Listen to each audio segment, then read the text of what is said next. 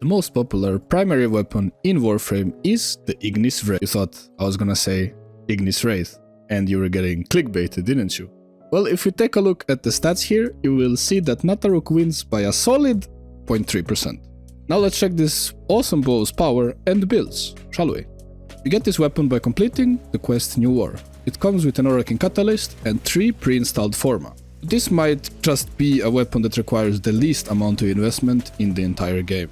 Nataruk has infinite punch through, which makes it great in the current meta. And lastly, Nataruk can be fired in 3 ways: quick shot, perfect shot, and charged shot. For the highest DPS, you want to aim for only perfect shots. But even if you have a couple of charged shots every now and then, no worries, you're still gonna do very good damage.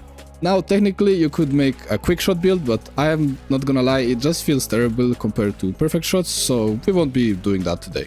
Oh, and I almost forgot, Nataruk has infinite ammo as well, so it's not really a surprise that it's the most popular primary when you put 2 and 2 together.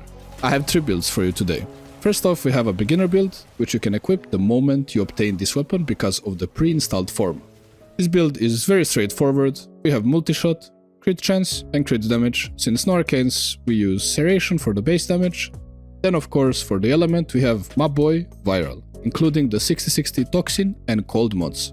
Fire rate, cause Nataruk really likes some fire rate, but don't put too much, cause perfect shots will be really hard to hit. And lastly, a no-brainer, Hunter Munition.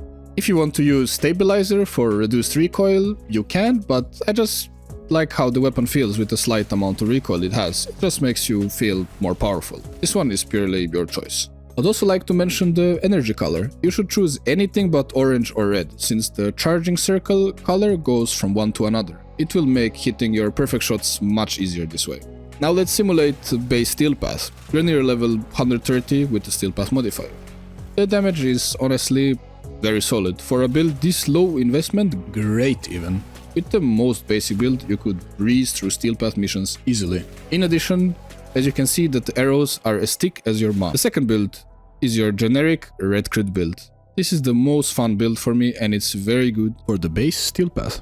Now we have galvanized scope for more crit chance, so we get those juicy red crits. Primed cryo rounds for more cold damage, since status chance is not that important on the Nataruk. Galvanized chamber for more multi-shot, cause let's be real, 99% of guns run this mod. Hunter Munition is a safety measure here since heavy gunners and Eximus units exist. And remember that critical delay's negative fire rate is actually somewhat of a positive, since it will allow you to hit perfect shots more consistently. Ultimately, we have primary deadhead for our arcane. This will be our base damage and it stacks very fast if you are good with landing headshots. Once more, the arrows are thick as fuck. Alternatively, you could use longbow sharp shot. It honestly seems great since you can get full stacks with literally one shot.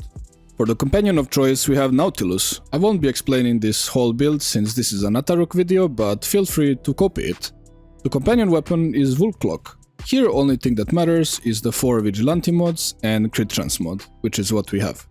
Other option is Death Machine Rifle Prime, but I don't really suggest it since it does require a Riven with crit chance over 200%, so you get to that 50% crit threshold.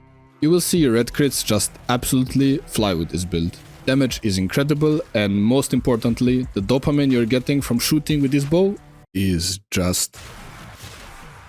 At last, we have the third build, and we will use this one if you plan to go for levels higher than the base steel path. We exchanged the extra crit for a Bane mod, which obviously results in a massive damage boost. And you might have noticed something weird. I changed Deadhead to Merciless. This is not a mistake. I did it because at higher levels, let's be real, you will very much get kills only with slash procs, so in case of that happening, you will be left with 0 stacks of Deadhead. In case of Merciless, you 100% get the stacks, as long as the enemy dies from your weapon in any way. Once again, longbow sharp shot seems like a solid choice, but then again, not many people have this arcane, and pretty much everyone has Merciless. So the pros of Nataruk are: it is very accessible, I mean, main quest like it's free. It comes with a lot of polarities, and can instantly be used on the steel path, even with a mediocre build. Each arrow just feels amazing when fired. Infinite punch through makes it a somewhat AoE weapon, at the very least, something hybrid like Liatum. And obviously red crits go brrr. I sometimes forget I'm not 12 anymore. And the cons are: it's not torrid.